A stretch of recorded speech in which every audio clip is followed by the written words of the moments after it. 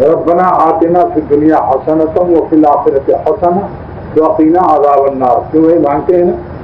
اور حج کے زمانے میں بھی رکن یمانی سے حجر اسود تک کے درمیان میں یہ دعا مانگی جاتی ہے۔ ترجمہ کیا ہے؟ اے ہمارے رب، ہم کو دنیا میں بھی بھلائی دیجیے اور آخرت میں بھی بھلائی دیجیے۔ پھر اور کیا چاہیے بھائی؟ جس کا پردیس بھی بن جائے اور وطن بھی بن جائے تو پانچوں میاں جی میں ہے۔ دنیا کیا ہے؟ پردیس ہے، یہاں بھی بھلائی مل جائے اور آخرت میں بھی بھلائی مل جائے تو پھر اور کیا چاہیے؟ اور پھر جہنم سے بھی نجات، وقنا عذاب النار۔ لہذا اس کی تفسیر عرض کرتا ہوں، تفسیر المعانی سے، جو دنیا میں سب سے بڑی تفسیر مانی جاتی ہے۔ اور علامہ نور شاہ کشمیری رحمۃ اللہ علیہ فرماتے تھے کہ عربی زبان میں اتنی عمدہ تفسیر دنیا میں نہیں ہے۔ حکیم الامت تھانوی مولانا اشرف علی صاحب رحمۃ اللہ علیہ اس تفسیر پر عاشق تھے۔ تفسیر بیان قرآن دیکھیے آپ کا، اسی سے زیادہ لیا گیا، حالانکہ بے حد کم غریب آدمی پڑھنے کے زمانے میں، یہ مفتی بغداد بھی ہے، مگر پڑھنے کے زمانے میں اتنے کمزور غریب تھے، فرماتے ہیں میرے پاس تیل کا پیسہ نہیں ہوتا تھا تو میں چاند کی روشنی میں پڑھا کرتا تھا۔ لیکن غریب جس کو اللہ چاہے پھر اتنا بڑا اونچا درجہ دیا کہ بڑے بڑے مالدار ان کی جوتیاں اٹھاتے ہیں۔ سخت حالات میں جو پل کے جمع ہوتا ہے اس کے سینے میں ارادوں کا جہاں ہوتا ہے۔ ارادوں سے کیا مراد ہے کہ جو چیز ٹھان لے اس پر قائم رہتا ہے۔ بیگن کی طرح تھالی کا بیگن کہتے ہیں نا، جدھر چاہ الٹ گیا، ایسا نہیں ہونا چاہیے۔ اللہ تعالیٰ اپنے بندوں کو چاہتے ہیں کہ وہ اپنے ارادے پر قائم رہتے۔ نیک جس چیز سے توبہ کر لیجیے، جان دے دیجیے مگر مالک کو ناراض نہ کریں۔ اگر حیادار آپ بنتے، جس شخص کو یہ احساس ہو کہ میں شریف زیادہ ہوں اور حیا دار ہوں اور میں ایک معزز انسان ہوں، اپنے خاندانی لحاظ سے بھی سارے دنیا کے باحیا لوگوں پر لازم ہے کہ اللہ تعالیٰ کی نافرمانی نہ کریں، ورنہ سمجھ لیجیے اس سے بڑھ کر بے حیا کوئی نہیں ہے بے شرم جو خدا تعالیٰ کو ناراض کرتا ہے۔ فإن حقیقت الحیا، حقیقت حیا کیا چیز ہے جو محدثین نے لکھا ہے؟ فإن حقیقت الحیا، حیا کی حقیقت کیا ہے؟ اللہ یرا کا مولا کا ہے تو نہا کا، کہ تمہارا مولا تم کو اپنی نافرمانی میں نہ دیکھے۔ تمہارا مولا آسمان والا، اے زمین والوں غور سے سن لو کہ اللہ تعالیٰ ہم کو اپنی نافرمانی میں نہ دیکھے۔ اس کو کہتے ہیں شرم و حیا۔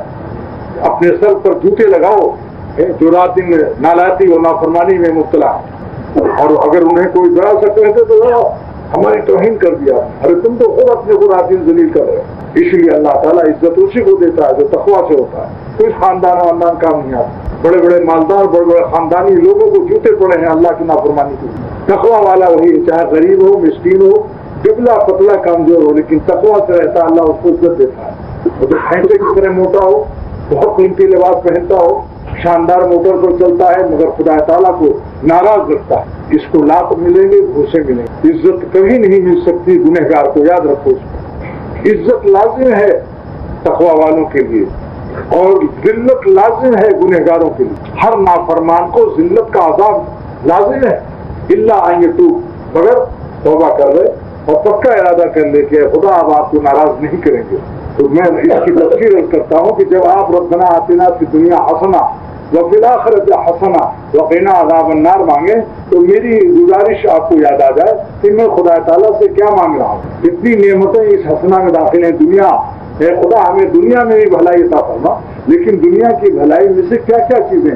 نمبر 1 کہ اللہ تعالیٰ ہم سب کو عافیت سے رکھے۔ دنیا میں حسنہ کیا ہے کہ ہم عافیت سے رکھیں، اور عافیت کے کیا معنی ہیں کہ دنیاوی جسمانی مصیبت بھی نہ ہو اور کسی معصیت میں ابتلا نہ ہو، پھر وہ عافیت میں ہے۔ کھا کے ٹھنڈا ہو اور شاندار ایئر کنڈیشن میں رہتا ہے لیکن خدا کی نافرمانی میں مبتلا ہے، یہ عافیت میں نہیں۔ مصیبت میں بھی مبتلا نہ رہے اور معصیت میں بھی مبتلا نہ رہے، اور اگر مصیبت میں مبتلا ہے لیکن معصیت میں مبتلا نہیں، یہ بھی عافیت میں ہے۔ کہ حضور صلی اللہ علیہ وسلم کو بھی بخار آیا ہے، بڑے بڑے اولیاء اللہ کو بھی نزلہ زکام بخار ہو جاتا ہے۔ ایک بزرگ تھے دریا کے کنارے سادی شیرازی رحمۃ اللہ علیہ نے لکھا ہے کہ ان کو بخار چڑھ گیا تو اس سے ایک شاگرد نے کہا حضرت آپ کی تعبیر سے سب کا بخار کرتا ہے۔ فرمایا شکر ہے کہ میں بخار میں مبتلا ہوں لیکن کسی نافرمانی میں مبتلا نہیں ہوں، کیونکہ بخار نزلہ زکام کوئی تکلیف سے تو گناہ معاف ہو جاتے ہیں، درجہ بلند ہو جاتا ہے، اور نافرمانی سے گناہ معاف ہوتے ہیں، درجہ بلند ہوتا ہے یا جوتے پڑتے ہیں۔ سب سے بڑا عذاب یہ کہ اللہ تعالیٰ اس سے ناراض ہو جاتا ہے۔ اس ظالم سے بڑھ کر کون نالائق و محروم ہے جس سے اس کا مالک اتنے بڑا قدرت والا اور محسن اور رب العالمین نظر پھیر لے. کیا زندگی ہے اس ظالم کی. واللہ کہتا ہوں مجھے اتنا غم ہوتا ہے خدا تعالیٰ مجھ کو میری اولاد کو اور آپ سب کو آپ کی اولاد کو ایک سانس بھی اللہ تعالیٰ اپنی ناراضگی میں نہ جینے دے. اللہ جو اپنے فرمانبردار کو پیار کی نظر سے دیکھتا ہے اس وقت اس کے دل کا کیا عالم ہوگا. اور جس کو غضب کی نظر سے دیکھتا ہے, جس کے دل پر خدا کی لعنت اور غضب برستا ہے, اس کے دل کا کیا عالم ہوگا. دونوں عالم کو میں نے بیان کیا, میں نے دونوں عالم کو بیان کیا. ایک وہ شخص جو اللہ کی فرمانبرداری میں اللہ اللہ کر رہا ہے, خدا کو خوش کر رہا ہے, اللہ تعالیٰ اس کے قلب کی خوشی کی ضمانت اور کفالت کو قبول فرماتے ہیں. اور جس کو اللہ خوش کرتا ہے اس کی خوشی کا کیا عالم ہوتا ہے. ساری دنیا کے سلاطین اس کے عالم کو نہیں پہچان سکتے. سارا عالم اس کے دل کی خوشی کے عالم کو نہیں سمجھ سکتا اللہ وہ جس کا دل اللہ خوش کرتے ہیں. اس کا دل ہی جانتا ہے کہ ہم کو کیا ملا. اسی لیے گنہگاروں کی دل کے اس سے پوچھو کہ دل پر کتنی ان کی بےکیفی گناہ کے بعد تنگ ہو جاتی ہے. دنیا اسے اندھیری معلوم ہوتی ہے, اپنی زندگی سے بھی بیزار ہو جاتا ہے انسان. کتنے لوگوں نے آخر میں پریشان ہو کر پھر کیا حرام موت مر گئے. مگر حرام موت کو بھی شاعر نے کہا ہے کہ اب تو گھبرا کے یہ کہتے ہیں کہ مر جائیں گے, اور مر کے بھی چین نہ پایا تو کدھر جائیں گے. جب قبر میں بھی ڈنڈے پڑنے لگے اب کہاں جاؤ گے. اب تو گھبرا کے یہ کہتے ہیں کہ مر جائیں گے, اور مر کے بھی چین نہ پایا تو کدھر جائیں گے. خیر اب آپ تفسیر سنیے تاکہ جب دعا کریں ربنا آتنا فی الدنیا حسنہ, اے خدا ہمیں دنیا میں حسنہ عطا فرما, تو آپ 12 نعمتیں اللہ سے مانگتے ہیں. اس حسنہ کی تفسیر میں 12 نعمتیں شامل ہیں. اب گنیے. نمبر 1 عافیت, جس کو آپ نے ابھی سمجھ لیا. نمبر 2 بقدر ضرورت رزق و روزی, کہ کسی کا محتاج نہ, بقدر کفاف. حضور صلی اللہ علیہ وسلم نے اپنی اولاد کے لیے مانگا ہے اللہم ارزقنی علی محمد قوتا و کفافا, یعنی میری اولاد کو اتنا دے دے جس سے کافی ہو جائے, کسی کی محتاج نہ رہے. مگر زیادہ مالداری نہیں مانگی. تو 2 ہو گئی نا بھائی. اب تیسری کیا نعمت ہے؟ المرأۃ الصالحہ, نیک بیوی. دیکھا آپ نے, لوگ سمجھتے ہیں کہ ارے بیوی کے پیچھے پڑے ہوئے چکر میں. میاں اگر نیک بیوی ہے تو وہ حسنہ کی تفسیر ہے. تمہارے گھر میں قرآن پاک کی اس آیت کی تفسیر موجود ہے اگر نیک بیوی ہے تو. سمجھ گئے آپ لوگ؟ ہاں, نیک بیویاں کیا ہیں؟ اس آیت کی تفسیر ہے المرأۃ الصالحہ, نیک بیوی. نمبر 4 علم دین, جاہل نہ رہے, علم دین سیکھے. چاہے مدرسے میں عالم بنے, چاہے علماء کی صحبت میں, اور دینی کتابیں پڑھ کر بہشتی زیور ہی پڑھ لے تو آدھا مفتی ہو جائے گا انشاءاللہ. اگر بہشتی زیور پڑھ کر اردو میں اسے یاد کر لے تو وہ آدھا مفتی ہو جائے گا. 4 ہو گئے نا بھائی. اور توفیق عبادت, علم ہے عبادت نہیں کرتا, اپنے علم پر عمل نہیں کرتا, تو سمجھ لو عبادت کی توفیق بھی حسنہ. جو خدا تعالیٰ کی بندگی میں لگا ہوا ہے وہ حسنہ نہیں. کتنا بڑا خوش نصیب کہ اپنے معبود کی عبادت میں, مالک کی عبادت میں لگا ہوا. والمال الصالح, اور مال ایسا جو حلال ہو, رزق حلال جس کو طیب پاکیزہ مال, یہ نہیں جو گڑبڑ والا مال, کالا دھن نہیں. لیکن کالا دھن کی تفسیر بتاؤں گا. بعضی چیزیں ایسی ہیں جو حکومت کے نزدیک ہوتی ہیں مگر علماء سے پوچھ کر کے کام کرو. علماء دین جس کو کہتے ہیں وہ ہے اصل میں, یار حکومت مفتی نہیں ہے, مفتی علماء دین. وہ اولاد الابرار, الاولاد الابرار, دیکھو الف لام داخل ہے اس میں. یہ وسیع عربی نہیں جیسے دل روڈ میں ایک ہوٹل ہے اس کا نام ہوٹل المشائخ. وارے بھائی واقعی عربی میں ٹے بھی ہوتا ہے. ایک آدمی نے پوچھا کیا یہاں مشائخ لوگ کھاتے ہیں کیا؟ ہوٹل المشائخ یہ کوئی عربی ہے؟ مضاف تو میں ٹے آ گیا اور مضاف عربی ہے. جہاں ٹے ہوتا ہے وہاں عربی نہیں آ سکتی. تو الاولاد الابرار, اولاد الابرار کیا مطلب؟ نیک بچے اگر ہو جائیں, لائق اولاد ہو جائے, سبحان اللہ, یہ بھی حسنہ. اللہ تعالیٰ کا شکر ادا کرتا ہے. سب لوگ شکر ادا کرو جس کو لائق اولاد مل جائے. اور لائق اولاد کب بنتی ہے؟ جب لائقوں کی صحبت میں ان کو لے جاؤ گے. خود تو بابا پہنچتے ہیں ہر دینی مجلس میں, اولاد اپنی ٹیڈی بنی ہوئی اور ادھر سے ادھر پھرتی, کبھی ان کے کان میں نہیں کہتے کہ بیٹا کچھ دیر کے لیے صالحین کی مجلس میں چلو. یہ بابا کی داڑھی صالحین کے صدقے میں ہے. تم بھی آنا جانا رکھو انشاءاللہ تعالی صالحین کی برکت سے لائقوں کی برکت سے نالائق لائق بن جاتے ہیں. جس کا قلب سلیم ہوتا ہے وہ اپنی اولاد کو نیک بنانے کی کوشش کرتا ہے. ایک تفسیر اس کی یہ بھی الذی یرشد بنیہ الی الحق، جو اپنی اولاد کو نیک بنائے، دوزخ سے بچائے. تب سمجھ لو اس کا ایمان دوزخ پر ہے. اور اگر خود تو ہر وقت کانپ رہا ہے، لیکن اولاد جو ہے جو چاہے VCR دیکھے، سنیما دیکھے، پکچر دیکھے، نماز پڑھے نہ پڑھے، کبھی کچھ نہیں کہتا کہ اولاد ناراض ہو جائیں گے تو میری روٹی بوٹی بند کر دیں گے. ادب، اکرام، محبت سکھاؤ، لاٹھی نہ مارو بھائی. کہنے کا بھی سلیقہ ہوتا ہے. پیار و محبت سکھاؤ کہ بھائی ہمیں چلو آج فلاں مجلس میں تو دین کی بات سن لو. جمعے کے دن عموماً چھٹی بھی ہوتی. تو اولاد الابرار، الاولاد الابرار، الف لام داخل ہے اس پر، الاولاد الابرار. یہ کیا ہے؟ یہ حسنہ کی تفسیر ہے کہ اس کو اللہ تعالیٰ نے دنیا میں بھلائی عطا فرما دی. رسناء الخلق، اور مخلوق میں رسوا نہ رہے. ارے صاحب صورت ہی صورت ہے، گول ٹوپی دیکھ لو، لمبا کرتا، یہ بڑی داڑھی، مگر آپ ان کی حقیقت سے واقف نہیں. اس سے پناہ مانگو، خلق میں رسوائی سے پناہ مانگو. اللہم انی اعوذ بک من خزی دنیا و خزی الآخرہ. ہے خدا، ہم پناہ چاہتے ہیں دنیا کی رسوائی سے بھی، قیامت کی رسوائی سے. اس لیے تفسیر حسنہ میں ثناء الخلق ہے کہ مخلوق ہے ماشاءاللہ، کیا کہنا ہے، بڑے نیک بندے. اور بھائی بڑے کاٹو ہیں، خطرناک، بہت ہی مغرور الغضب شخص ہے، ہر آدمی اس سے خائف رہتا ہے. یہ حالت خطرناک. یا برائیاں لوگ کرتے رہے تو مخلوق میں ذلیل ہونا کوئی نعمت ہے؟ یہ بتاؤ بھائی. لہذا علامہ آلوسی رحمۃ اللہ علیہ نے ایک تفسیر یہ بھی لکھی، ثناء الخلق، خلق میں اس کی تعریف ہے. اور صحت، تندرستی بھی حسنہ میں داخل. اور والنصرۃ علی الاعداء، اور دشمن پر اللہ تعالیٰ اس کو مدد دشمن پر کر کے غالب کر دے، یہ بھی حسنہ میں ہے. والنصرۃ علی الاعداء، اور اعداء میں شیطان و نفس بھی ہے. جو شخص شیطان و نفس سے مغلوب رہتا ہے یہ حسنہ سے محروم، دشمن سے مغلوب، دشمن پر غلبہ ہو جائے شیطان و نفس پر. لاکھ کے الیکشن میں ہم سے ووٹ مانگے، نفس شیطان سے کہہ دو کہ ہم تو ووٹ اللہ اور رسول کو دیں گے، میرا اللہ جو چاہتا ہے وہ کام میں کروں گا، رسول اللہ صلی اللہ علیہ وسلم جو چاہتے ہیں وہ کروں گا.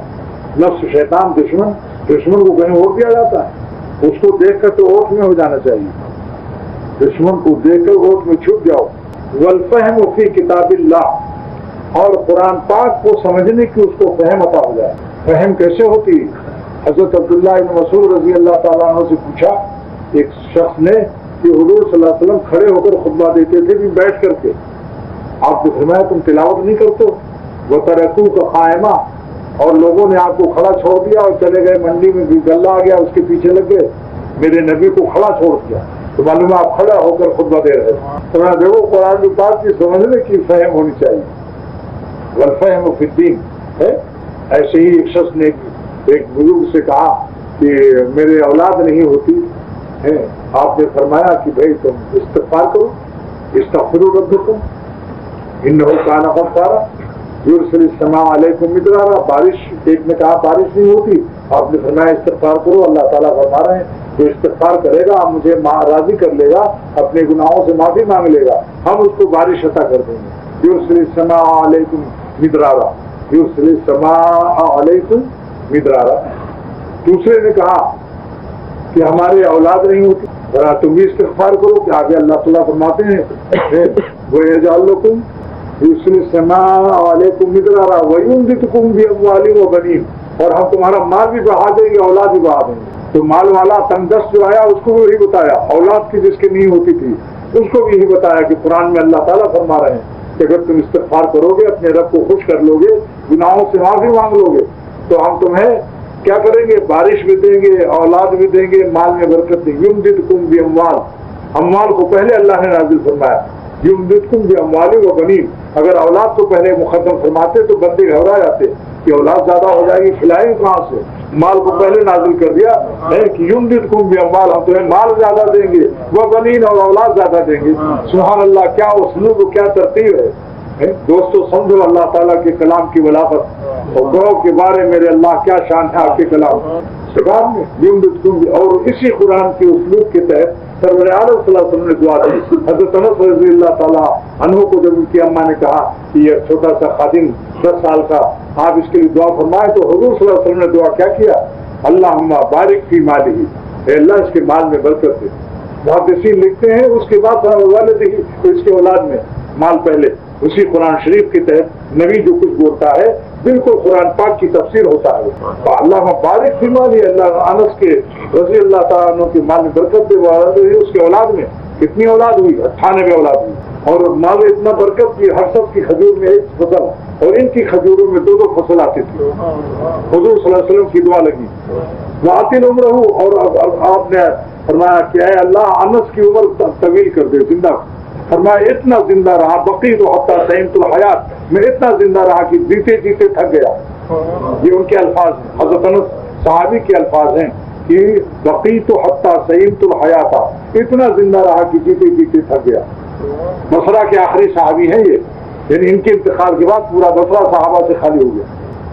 وغفر ذنبہ, اے اللہ انس کے گناہوں کو معاف کر دے. جب تینوں دعائیں قبول ہو گئی تو حضرت انس رضی اللہ تعالیٰ عنہ نے فرمایا کہ عرض الرابعہ, چوتھی دعا قیامت کے دن انشاءاللہ مجھے امید ہے کہ میرے نبی کی کوئی دعا میرے لیے رد نہیں ہوگی. جب 3 قبول ہوئی تو چوتھی کی میں امید رکھتا ہوں. تو اس کا نام فہم قرآن ہے کہ جو بارش کے بغیر پریشان ان کو بھی استغفار, مال کے لیے جو پریشان ان کو بھی استغفار. کیا مطلب استغفار؟ زبانی نہیں, اللہ تعالیٰ کو خوش کر لو اپنے گناہوں سے توبہ کر کے. یہ ہے استغفار کی روح, یہ ہے کہ حالت گناہ میں مت زندہ رہو, جلدی سے توبہ کر کے مالک کو خوش کر لو. اور جن کی اولاد نہیں تھی ان کو بھی. اور اس کے بعد کیا فرمایا؟ یجعل لکم جنات یجعل لکم انہارا, باغات بھی ہم دیں گے اور دریا میں نہریں بھی دیں گے. ایک شخص نے کہا حضرت میرے شادی نہیں ہوتی. فرمایا جاؤ تم بھی استغفار کرو, تمہاری شادی ہو جائے گی. اس نے اس آیت میں تو اس کا شادی کا تذکرہ نہیں کیا اللہ میاں نے. فرمایا جب اولاد دے گا کہاں سے دے گا بیوقوف؟ مال بڑھائے گا, اولاد دے گا تو اولاد تیرے پیٹ سے نکالے گا. ارے بیوی دے گا تب نہ اولاد ہوگی. تو اس کا نام فہم قرآن ہے. اور 1 نمبر آخر میں یہ سے دین سیکھو. پہلے پوچھو کہ آپ نے دین کہاں سے سیکھا, آپ نے کس سے تربیت پائی, آپ کس کے مربع ہیں. پہلے مربع ہونا ثابت کرو, پھر اسے اپنا مربی بناؤ. سمجھاؤ نہیں؟ ہاں آج کل یہ بھی ہے, تربیت خود نہیں لے رہے ہیں کسی سے, خود مربی بننا چاہتے ہیں. اور 12واں نمبر میں نے عرض کیا تھا کہ حسنہ کی 12 تفسیر ہے. 12واں نمبر کیا ہے؟ صحبت صالحین. جس ظالم کو صالحین کی صحبت سے نفرت ہو یا پریز کرتا ہو یا صلحاء کی جماعت کو حقیر سمجھتا ہو, سمجھ لو کہ ربنا آتنا فی دنیا حسنہ سے محروم ہو. صحبت صالحین سب سے بڑی حسنہ ہے. یہ تو اتنی بڑی حسنہ ہے کہ کتنے فاسقین صحبت صالحین سے صالحین ہو گئے. نالائق لوگ لائقوں کی صحبت سے لائق ہو گئے.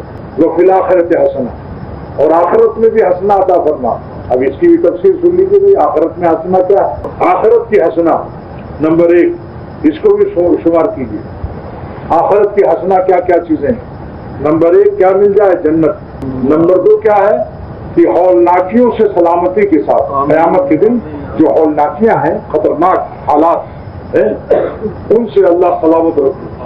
یعنی یوم محشر کے ہولناک حالات سے وہ محفوظ ہو. الجزا دوسرا کیا؟ السلامہ من حول الموقف, سلامت رہے. موقف کیا چیز ہے؟ قیامت کے دن کھڑے ہونے کی جگہ. ہولناکیوں سے اللہ بچائے. وسوء الحساب, اور اس سے احتساب و مواخذہ نہ ہو, کیونکہ اگر اللہ تعالیٰ حساب دے گا کوئی بچ نہیں سکتا. اس لیے حضور صلی اللہ علیہ وسلم نے دعا سکھائی, کیا؟ اے اللہ ہمیں ہمارا حساب آسان لینا. اللہم حاسبنا حسابا یسیرا, اللہم حاسبنا حسابا یسیرا, اللہ میاں ہمارا حساب آسان لینا. حضرت عائشہ صدیقہ رضی اللہ تعالیٰ عنہ نے پوچھا کہ یا رسول اللہ صلی اللہ علیہ وسلم آسان حساب کیا ہے؟ آپ نے فرمایا ہے عائشہ, آسان حساب یہ ہے کہ قیامت کے دن اللہ اپنے بندے کا نام اعمال ایک نظر ڈالے اور کچھ نہ پوچھے, فرمایا جاؤ جنت میں. اللہ تعالیٰ ہم سب کو مقدر کرو. اور ایک حسنہ آخرت کی اور ہے, کہ ہوگی ابھی تک. چوتھی حسنہ کیا ہے؟ بڑی بڑی آنکھ والی حوریں. ترجمہ صحیح اس کا یہ, گوری گوری بڑی آنکھ والی, اور پتلی سخت کالی, اور سفیدی نہایت سفیدی, سفیدی سخت سفیدی اور پتلی نہایت کالی. اور پانچویں حسنہ ہے اللہ تعالیٰ کا دیدار جنت میں ہوگا، بھلا نعمتوں سے اعلیٰ ہوگا۔ جب انسان اپنے اللہ کو دیکھے گا تو جنت بھی یاد نہ رہے گی۔ میرے شیخ شاہ عبد الغنی صاحب رحمۃ اللہ علیہ فرماتے تھے جب جنتی جنت میں اللہ تعالیٰ کا دیدار کریں گے تو نہ حور یاد آئے گی، نہ شراب کی نہریں یاد آئیں گی، نہ کوئی نعمت نہیں یاد آئے گی، کیونکہ جب منیر نعمت دینے والا سامنے آ گیا تو کہاں نعمت یاد آ رہی؟ جب نعمت دینے والا سامنے آ گیا دیدار الہی کے وقت میں تمام حدیثیں موجود ہیں کہ کسی اہل جنت کو حوریں اور جنت کی کوئی نعمت یاد نہ رہے گی جب اللہ سامنے ہوگا، ان کا جلوہ سامنے ہوگا۔ جب جگر صاحب نے داڑھی رکھی تب اپنے ہی اوپر شعر کہا کہ چلو دیکھائیں تماشا جگر کا، سنا ہے وہ کافر مسلمان ہوگا۔ لیکن جگر صاحب کہتے ہیں کہ میرا کمال عشق بس اتنا ہے اے جگر، میرا کمال عشق بس اتنا ہے اے جگر، وہ مجھ پہ چھا گئے، وہ مجھ پہ چھا گئے، میں زمانے پہ چھا گیا۔ دوستو بس یہی مقصد ہے، کھانا پینا کے لیے ہمیں نہیں پیدا کیا گیا، یہ تو ہماری زندگی کے لیے دیا ہے کھانا پینا، مگر زندگی اپنی بندگی کے لیے دیا۔ کوئی بعض لوگ اپنے جسم کو امپورٹ ایکسپورٹ کا آفس سمجھتے ہیں، یعنی ادھر سے روٹی ڈالی اور نیچے صبح لیٹرین میں ایکسپورٹ کر دیا، تو کیا ہم لوگ دفتر ہیں نعوذ باللہ؟ امپورٹ ایکسپورٹ آفس بنے ہوئے ہیں سب لوگ۔ ارے بھائی یہ جو کھا رہے ہو اس رزق روٹی سے جو خون بنے اور خون سے جو طاقت بنے اس طاقت کو اللہ پر فدا کر دو، آنکھوں میں جو روشنی آئی خدا پر فدا کر دو، اسے نامحرموں اور امردوں کو مت دیکھو، کان میں جو سننے کی طاقت آئی قرآن شریف سنو، اللہ والوں کی باتیں سنو، زبان میں جو طاقت آئی سبحان اللہ کہو، اللہ کی گیت گاؤ، ٹانگوں میں جو طاقت آئی مسجد جاؤ، عمرہ کرو، روزے مبارک کی زیارت کرو، ہاتھوں کی جو طاقت آئی علماء سے مصافحہ کرو اللہ والوں سے، اور حضر اسود کا بوسہ دو، یعنی ہر چیز کا حق ادا کرو۔ سر میں جو طاقت آئی سر کو اللہ کے قدموں میں رکھو۔ وہاں رومی رحمۃ اللہ علیہ فرماتے ہیں دنیا والوں تم کو کوئی ٹوپی حاجی لا کر دے دیتا ہے تو 3 دفعہ شکریہ ادا کرتے ہو، لیکن جس نے سر تمہیں عطا کیا ہے اگر سر نہ دیتا خدا تو ٹوپی کہاں رکھتے۔ اور نمبر 6 کیا ہے کہ اللہ تعالیٰ اپنی رحمت سے ڈھانپ لے، اور نمبر 6 کیا ہے 7 ہے کہ اللہ تعالیٰ ہمیں اپنے احسان سے بخش دے۔ اگر عمل قابل نہیں ہے، ہمارے اعمال صحیح نہیں تو اپنے احسان سے ہم کو فیصلہ کر دے، جاؤ ظالموں اور نالائق ہو لیکن میں احسان کرتا ہوں۔ جیسے آدمی کہتا ہے پاس ہونے کا نمبر تمہارا ٹھیک نہیں ہے، لیکن ممتحن جو ہے ڈائریکٹر تعلیمات کہتا جاؤ ہم نے بطور احسان کے تم کو پاس کر دیا، تو اللہ تعالیٰ بطور احسان کے ہم کو نجات دے دیں۔ آج یہ تفسیر آپ لوگوں نے سن لیا، اس لیے میں نے اس کی تیاری کی۔ وقنا عذاب النار، اور جہنم کی آگ سے ہم کو بچائیے۔ وقنا عذاب النار معنی کیا ہے؟ دوزخ کی آگ سے بچائیے۔ کیا مطلب؟ اس کی تفسیر سنیے، احفظنا منہ بالعفو والمغفرہ، یعنی جہنم کی آگ سے ہمیں اپنی معافی اور مغفرت کے ذریعے سے نجات دیجیے، حفاظت فرمائیے، دوزخ میں نہ ڈالیے، اے اللہ ہم کو آگ میں نہ ڈالیے، یہ سکھایا اللہ نے۔ یہ کہو اپنی معافی سے، بالعفو والمغفرہ، معافی اور مغفرت سے ہم کو دوزخ میں کی آگ میں نہ ڈالیے، اور ہمیں ان لوگوں میں داخل کر لیجیے ممن يدخل الجنت من غیر عذاب، جو عذاب کے بغیر جنت میں چلے جائیں گے۔ وقنا عذاب النار۔ اور حضرت حسن نے اس کی تفسیر فرمائی، احفظنا من الشہوات والذنوب، احفظنا من الشہوات والذنوب، ہمیں ایسی بری بری خواہشوں سے پاک کر دیجیے، حفاظت دے دیجیے، اور ایسے گناہوں سے بچا دیجیے جو جہنم تک لے جانے والے ہیں۔ المودیہ، مودیہ مانے پہنچانے والے، یعنی یہ فضنا من الشہوات والذنوب المودیہ، المودیہ الی عذاب النار، یعنی جو عذاب نار تک لے جانے والے ہیں ان سے بھی ہمیں ان گناہوں سے بھی بچائیے۔ اعاذنا اللہ تعالیٰ منہا، اللہ تعالیٰ ہم سب کو محفوظ فرمائے۔ حضور صلی اللہ علیہ وسلم نے ارشاد فرمایا کہ ایک شخص نے دعا کی تھی حضور صلی اللہ علیہ وسلم کے زمانے میں کہ اے اللہ جو عذاب دنیا آخرت میں دینا ہے وہ ہم کو دنیا ہی میں دے دیجیے مگر وہاں عذاب نہ دیجیے۔ تو کیا ہو گیا؟ بیمار پڑ گیا، شدید بیمار، ایسا بیمار تھا جیسے کبوتر کے بچے کا پر نوچ لو تو کیسی خراب شکل ہو جاتی ہے، کھال اس کی بیماری سے بس خراب ہو چکی۔ سرور عالم صلی اللہ علیہ وسلم نے دریافت فرمایا اے شخص تو کوئی دعا مانگتا ہے؟ اس نے کہا جی ہاں میں ایک دعا مانگتا ہوں کہ اللہ جو وہاں دینا ہے وہ عذاب دنیا میں دے دیجیے۔ آپ نے فرمایا نہایت نامناسب، بہت ہی تمہارا یہ دعا صحیح نہیں ہے، सुभान अल्लाह आपने फरमाया। ताज्जुब है कि तुम अल्लाह के अज़ाब को बर्दाश्त कर सकते हो तो तुम दुनिया में मांग रहे हो। क्यों नहीं कहते हो तुम कि अल्लाह दुनिया में भी भलाई दे आखिरत में भी। रब्बना आपने फरमाया, ये पढ़ो, ये दुआ सिखाया आपने उस बीमार को, ये दुआ सिखाया, कहो रब्बना आतिना फिद दुनिया हसना व फिल आखिरति हसना व क़िना अज़ाबन्नार। ऐसे दुआ मत करो कि अल्लाह जो अज़ाब वहाँ देना ही दे दो। खबरदार, इस दुआ को हुज़ूर सल्लल्लाहु अलैहि वसल्लम मना फरमा दिया। आज भी बाज़ लोग ऐसी दुआ मांगते हैं कि अल्लाह में जो वहाँ देना है हमें यही दे दो। तौबा तौबा। हुज़ूर सल्लल्लाहु अलैहि वसल्लम ने फरमाया, सुभान अल्लाह, ताज्जुब है तुम्हारी इस नादानी पर, तुम अल्लाह के अज़ाब को बर्दाश्त कर सकते हो। लिहाजा आपने दुआ सिखाया। यही आयत, इस आयत की तफसीर में ये हदीस पेश की ताकि सही तरीके से ये आयत समझ में आ जाए। और फिर आपने क्या किया, उसके लिए दुआ फरमाया, बस अल्लाह ताला ने उसको शिफा दे दी। तो इससे 3 मसले साबित हुए इस हदीस से कि मरीज की अयादत के लिए जाना चाहिए जैसा हुज़ूर सल्लल्लाहु अलैहि वसल्लम तशरीफ ले गए। नंबर 2, तो उसकी शिफा के लिए दुआ मांगना चाहिए। और नंबर 3, अगर वो कोई नामुनासिब हरकत करे तो सुभान अल्लाह भी कह दो। ताज्जुब का मौका, ताज्जुब के वक्त में सुभान अल्लाह कहना इस हदीस से सुनना। हम लोग अक्सर बोलते हैं सुभान अल्लाह, आप ऐसी बातें कर रहे हैं, यानी ताज्जुब है आपको। ताज्जुब के वक्त में सुभान अल्लाह कहना इस हदीस से सुन्नत होना साबित हुआ। बस आज का मजमून खत्म। अब देखो भाई, हजरत मौलाना अबुल साहब साहब खातून ने फरमाया कि हकीमुल उम्मत मुजद्दिदुल मिल्लत ने हर घर की इस्लाह के लिए एक तरीका ईजाद फरमाया। उसका नाम दावतुद दाई है, तालीमुल मुस्लिमीन व तफहीमुल मुस्लिमीन। वो क्या है कि रोजाना आप लोग अपने घर में 10 मिनट के लिए बच्चों को जमा कर लीजिए, बीवी को भी बैठा लीजिए और वहाँ एक तस्बीह ला इलाहा इल्लल्लाह का जिक्र कर लो, एक तस्बीह दुरूद शरीफ पढ़ो, एक तस्बीह अस्तगफिरुल्लाह रब्बी मिन कुल्ली ज़ंबिन व अतूबु इलैह पढ़ो। इससे क्या होगा, अल्लाह की रहमत नाजिल होगी आपके घर में और बीवी बच्चे अल्लाह के जिक्र की बरकत से नेक बन जाएंगे और क़यामत के दिन अल्लाह ताला आपको इनाम से नवाजेंगे कि हमारे ये शख्स तनहा जाकिर नहीं था, सब घर वालों को भी जिक्र में लगाता था।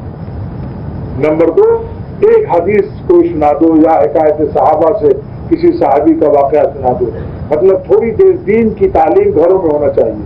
अब आप लोग बताइए, अपने अपने घरों में आप लोग शुरू करेंगे, सिर्फ मांगते हैं 10 मिनट है। क्यों भाई, 1440 मिनट हम घर में रहें और 10 मिनट के लिए अपनी बीवी बच्चों को कुछ न सुनाएं। इंशाअल्लाह इसकी बरकत से आहिस्ता आहिस्ता वो दीन से मानूस हो जाएंगे, वरना हमारी खैर नहीं है। समझ लीजिए आप, अगर बच्चे नालायक हो गए, बीवी सब घर बर्बाद गुनाहगार हो गया तो हमारी भी नहीं चलेगी। हम कुछ कहेंगे, बीवी बच्चे कुछ कहेंगे। इसलिए हमारे जिम्मे अनफुसकुम, हमें भी दोज़ख से बचाना फर्ज है, वो अहलीकुम, अपने घर वालों को भी दोज़ख से बचाना फर्ज है। जिसका तरीका हकीमुल उम्मत थानवी रहमतुल्लाह अलैह ने इसमें लिखा और मेरे शेख ने बयान फरमाया कि कम से कम 10 मिनट हर आदमी अपने अपने घर में, आज से इरादा कर लीजिए कि अपने अपने घर में 10 मिनट दीन की कोई किताब से, हयातुल मुस्लिमीन, हिकायत सहाबा, हयातुल मुस्लिमीन हज़रत थानवी रहमतुल्लाह अलैह की है, एक हदीस उससे सुना दी 1 मिनट में, 2 मिनट में, और 1-2 मिनट किसी सहाबी का वाक़या सुना दिया तबलीगी नसाब से, और 5 मिनट अल्लाह का जिक्र कर लो। एक ही तस्बीह ला इलाहा इल्लल्लाह की पढ़ लो। उसका फायदा क्या है कि जो एक तस्बीह ला इलाहा इल्लल्लाह पढ़ेगा, क़यामत के दिन उसका चेहरा चांद की तरह चमकेगा। 14 तारीख वाला तो कम से कम एक तस्वीर तो घर वाले पढ़ सकते हो, 2-3 मिनट लगते हैं ला इलाहा इल्लल्लाह। और जब ला इलाहा इल्लल्लाह पढ़े, सबको समझा दो कि 7 आसमान पार करके ये ला इलाहा इल्लल्लाह अल्लाह ताला से मुलाकात करती है। ये तसव्वुफ मुस्तदल भी हदीस है, हदीस से साबित है। तो क्या आप अपने बाल बच्चों को अल्लाह मियां से दूर रखना चाहते हो भाई? तो ला इलाहा इल्लल्लाह के जरिए से क्यों नहीं अपने बाल बच्चों को भी अल्लाह मियां से मुलाकात करा देते हो? जब हुज़ूर सल्लल्लाहु अलैहि वसल्लम फरमा रहे हैं कि ला इलाहा इल्लल्लाह जो है 7 आसमान पार करके अल्लाह ताला से मुलाकात करती है, तो आप भी मुलाकात कीजिए अल्लाह मियां से, बाल बच्चों की मुलाकात कीजिए, दुआ भी कर लो अल्लाह ला इलाहा इल्लल्लाह की बरकत से, ला इलाहा से गैरुल्लाह से कल्ब को पाक फरमा दे, इल्लल्लाह से हमारे दिलों को अपनी मोहब्बत से रोशन कर दे। भाई 10 मिनट के लिए आप लोग देंगे इंशाअल्लाह। और अभी एक रजिस्टर में वादे पर इस वादे को दस्तखत करना है और उसकी रिपोर्ट हजरत ने मांगी है। शाह अब्दुल साहब फरमाया कि जितने लोग तुमको ये वादा कर लें दीन फैलाने का, कम से कम अपने घर वालों को है। उसके बाद एक किताब है अशरफुल खिताब, इसमें دین کے لیے کہنے کا سلیقہ سکھایا گیا کہ نمازی بے نمازی سے کیسے بات کریں، روزہ جو نہیں رکھتا اس سے کیسے بات کریں، اس میں سب طریقہ لکھا ہوا ہے کہ مثلا بھائی صاحب آپ ماشاءاللہ نماز تو پڑھتے ہی ہوں گے لیکن مہربانی کر کے مسجد میں آ جائیے تاکہ 27 گنا ثواب مل جائے، اور اپنے ساتھ اور لوگوں کو بھی لانے کی کوشش کیجیے، اپنے بچوں کو طریقہ سب لکھا ہوا ہے اس میں۔ دیکھو خطاب برائے خیال صاحب، خطاب برائے تارک نماز، اب حضرت نے اتنی محنت کی ہے تو اس میں طریقہ بھی لکھ دیا۔ دیکھو خطاب برائے تارک نماز، بھائی صاحب ایک بات کہنی ہے کہ آخرت کی تباہی کے علاوہ آج کل کی مصیبت و پریشانی کا اصلی سبب ہم سب کے اعمال ہیں، اور اللہ نے فرمایا کہ مصیبتیں دور ہونے کے لیے ضرورت ہے کہ سب لوگ دعائیں کریں اور اپنے اعمال درست کریں، اس لیے اس کا اہتمام کیجیے کہ نماز کے وقت میں مسجد پہنچا کیجیے۔ یہ نہ کہو کہ آپ بے نمازی ہیں اور نہ کہے گا آپ کو کیا معلوم ہم گھر میں پڑھتے ہیں۔ دیکھیے کیا یہ حکیم الامت کی زیادہ دیکھو ہے کہ آپ نماز کے وقت مسجد پہنچا کیجیے تاکہ جماعت کے ساتھ دعا کرنے میں آپ بھی شریک ہوں، تاکہ جماعت کے ساتھ دعا کرنے میں آپ بھی شریک ہوں۔ آپ دعا کے وقت میں آمین کہتے رہیے، اس طرح سب دعائیں آپ کی طرف سے بھی ہو جائیں گی۔ کلمہ طیبہ کی کثرت ضرور رکھیے، یہ بہت سوچیے کہ آخرت کی کیا تیاری کی۔ ایک نمونہ یہ آپ کو مفت میں یہاں سے ملے گا، مفت کا ہے مگر مفت کا چھپا نہیں ہے، اس میں اہل خیر کے مال لگے ہیں، لیکن آپ یہاں سے ایک ایک لیجیے اور آج سے اپنے بے نمازی بھائیوں کو، بے نمازی بیوی کو، ہر ایک کو نمازی بنانے کی کوشش کیجیے۔ تو اس میں اور بھی تمام سب طریقے لکھے ہیں، جو زکوٰۃ نہیں دیتا اس کا طریقہ، روزہ جو نہیں رکھتا اس کا طریقہ۔ دیکھیے بھائی صاحب رمضان شریف آ رہے ہیں یا شروع ہو چکے ہیں، اس کے متعلق ایک خاص گزارش آپ سے کرنے حاضر ہوا ہوں کہ آپ اپنی بیوی بچوں کو خاص تاکید روزہ کے لیے کر دیں، اور اس کا بڑا لحاظ رکھیں کہ بلا کسی مسلمان حکیم یا ڈاکٹر کے مشورے کے روزہ ہرگز نہ چھوڑیں، اور اگر کسی دوسرے کی وجہ سے آپ یا آپ کے گھر والے روزہ نہ رکھ سکیں تو کسی اور کے سامنے ہرگز نہ کھائیں۔ بالخصوص سڑک پر بیڑی سگریٹ پان کھانا، اس سے بہت سختی کے ساتھ بچیں، کیونکہ اس مبارک مہینے کی بے حرمتی ہے جو کسی طرح درست نہیں ہے، اور ان چیزوں سے ضرور بچیں جو روزہ کو خراب کرنے والی ہیں۔ فرمایا کہ جناب نبی کریم صلی اللہ علیہ وسلم بہت سے روزہ رکھنے والے ایسے ہیں کہ ان کو سوائے بھوکے رہنے کے اور کچھ حاصل نہیں ہوتا۔ کیا مطلب کہ رمضان میں بھی ظالم گناہ نہیں چھوڑتا، جو حج نہیں کرتا اس کے لیے الگ ہے۔ اس کو آپ لوگ لے لیجئے اور 10 منٹ گھر میں اپنا نکالیں گے سب لوگ بھائی اپنے اپنے بیوی بچوں سے۔